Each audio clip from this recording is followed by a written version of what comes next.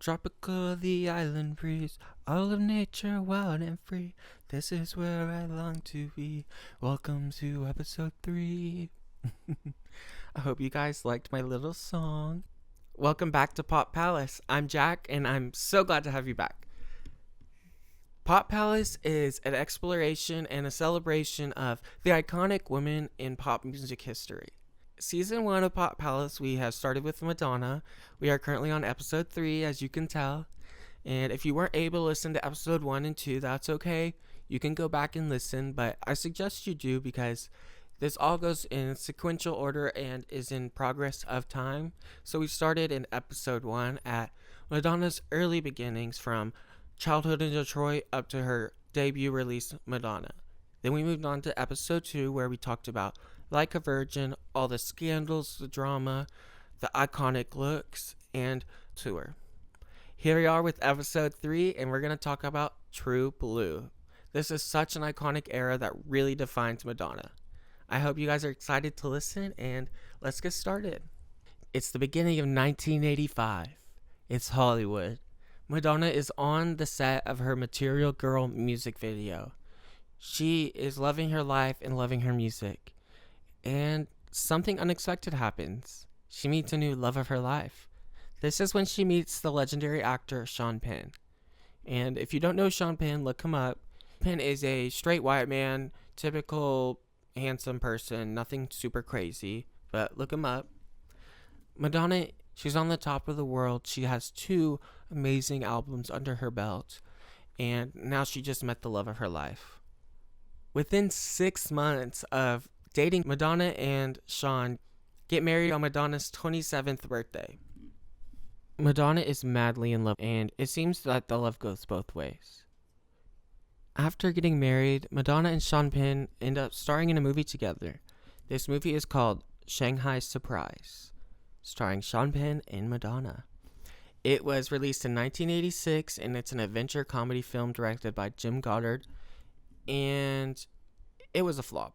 Like, literally no one liked it. It was claimed as a commercial failure, and like many people don't even talk about it today. But it's another interesting fact of Madonna's life in the early beginnings.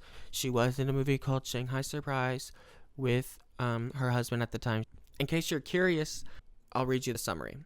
Gleldon Wesley is a sleazy, down-on-his-luck con man, struggling to sell glow-in-the-dark neckties in Shanghai, when he encounters the lovely Gloria Tatlock, a missionary nurse who wants to obtain a supply of opium to ease the suffering of her patients. He decides to help her get a hold of a stolen supply of the valuable drug. The only problem is that a lot of other people want to secure the stolen opium as well. Gangsters, smugglers, thugs, and a host of upstanding Air Force recruits. Yeah, so I personally haven't watched this film. Maybe I will, but honestly, everyone says that it's really bad. But it's just a little interesting fact about this. This was during the time that she was also creating True Blue, the album. Madonna is heavily in her honeymoon era. She's so in love with Sean Penn. It's insane. She even writes a whole album about him.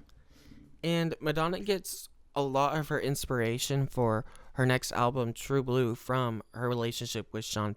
This is when she transitions from sugar pop princess into 80s pop queen and the forever queen of pop.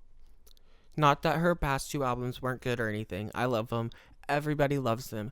But this album's more serious, and I think this is when the world starts taking Madonna more seriously, and you can really feel her attitude.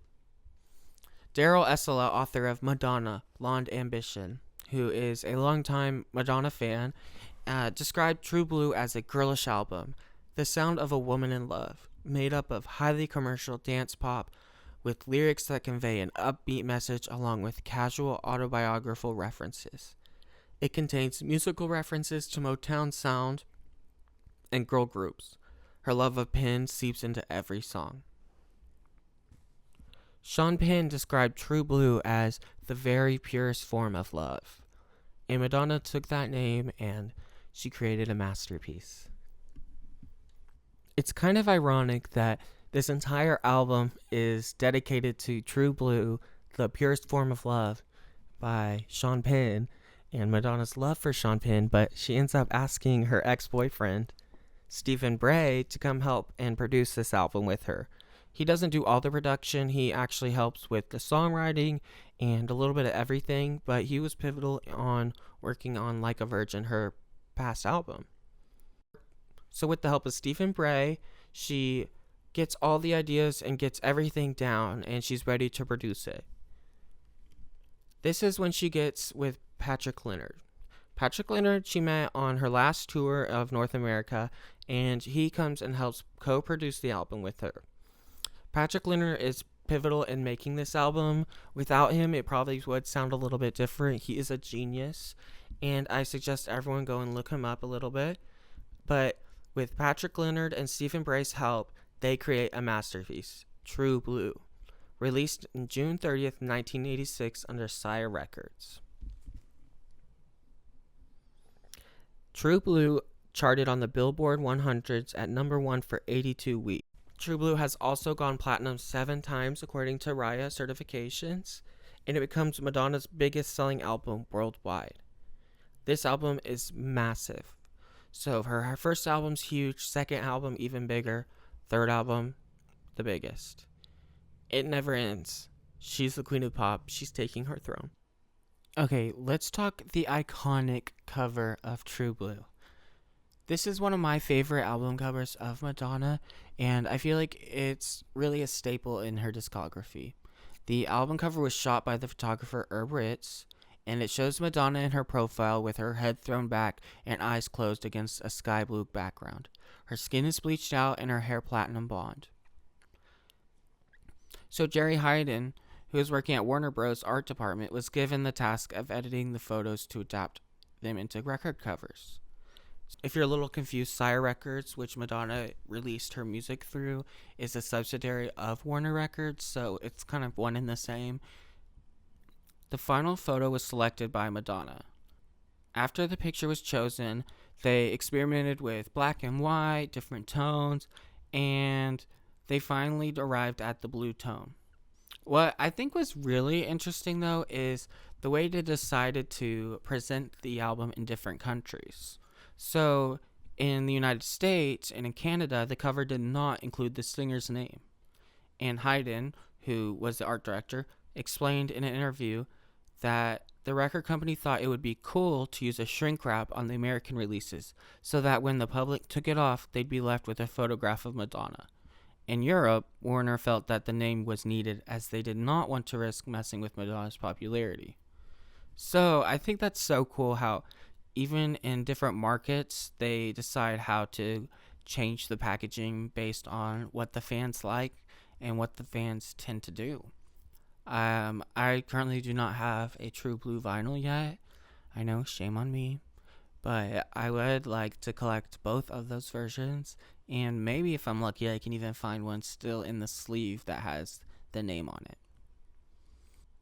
Now that the album is released, Madonna is ready to head on tour.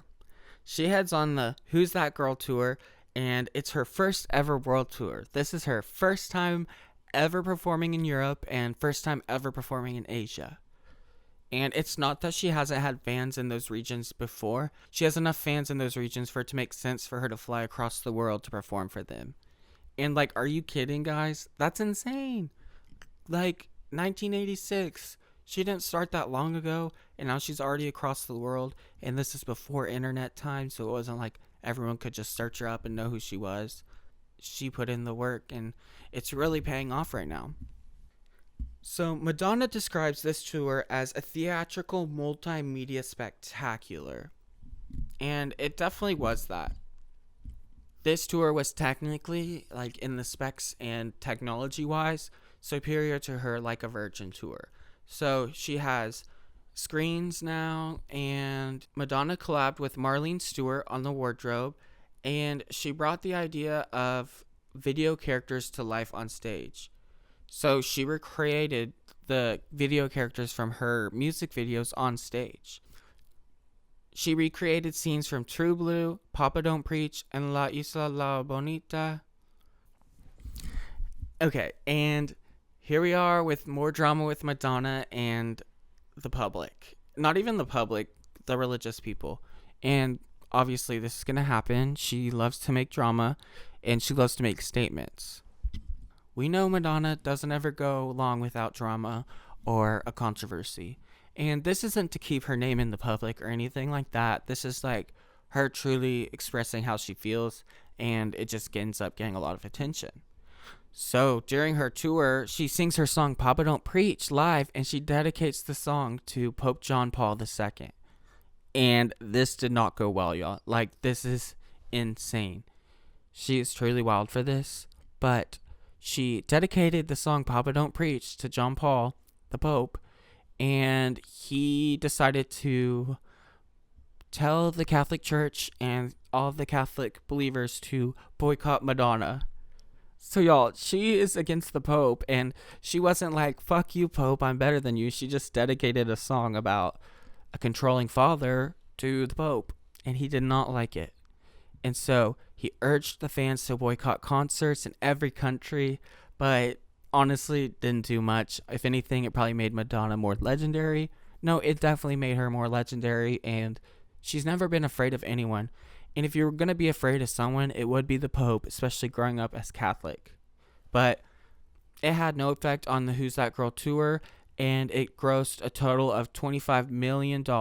It was the second most successful female tour behind Tina Turner's Break Every Rule World Tour. This was such a legendary tour. I encourage you guys to all look it up. It was pretty remarkable. And beyond causing drama with the Pope, this tour was honestly truly a multimedia spectacular, like Madonna said. She had 7 costume changes through the entire tour. She discusses social and political issues through her music and her speeches, and it's overall a success by her and her fans. She is physically trained during aerobics and weightlifting to cope with the choreography, but she really does it, and she's been dancing since the beginning. We all know that she was born to be a dancer, and that's what she dreamed of doing as a profession. We all know it from listening to the first episode that Madonna was dreaming of being a dancer this whole time, and before she got to New York, and then she became a singer instead. And some people may see it as a separate thing, but to be the true queen of pop, you can't just sing vocally. You have to be able to put on that performance. And that's what's really sad about these days. She gets so much hate for still performing, even though it's something that she's been doing since she was a child. And it's something she's good at, but due to her age and her being a woman, she gets ridiculed and gets told that she needs to stop dancing and doing all that. But she's been doing it from the beginning. So we're going to leave it off here. Thank you so much for listening to my little synopsis of Madonna's True Blue era. I know we left out a lot of information and a lot of details, but that's so you guys can discover that on your own. I just want to keep this 15 minutes so we can just get a little brief nugget of Madonna and you guys can explore on your own.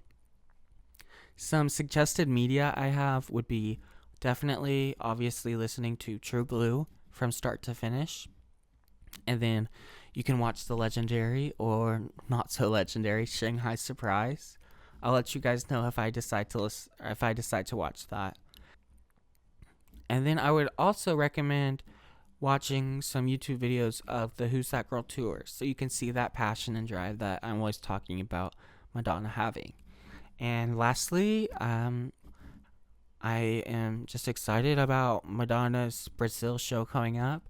It's going to be free on Copacabana Beach. And there's supposed to be over 1 million people. So you guys should look that up and see if you can figure out a way to watch it. It'll be coming up in the next week or so, I feel like. I'm not really sure. Kind of depends on when this episode will be released. But thanks once again for listening to Pop Palace. This was Jack. And I hope you guys have an amazing day. Bye.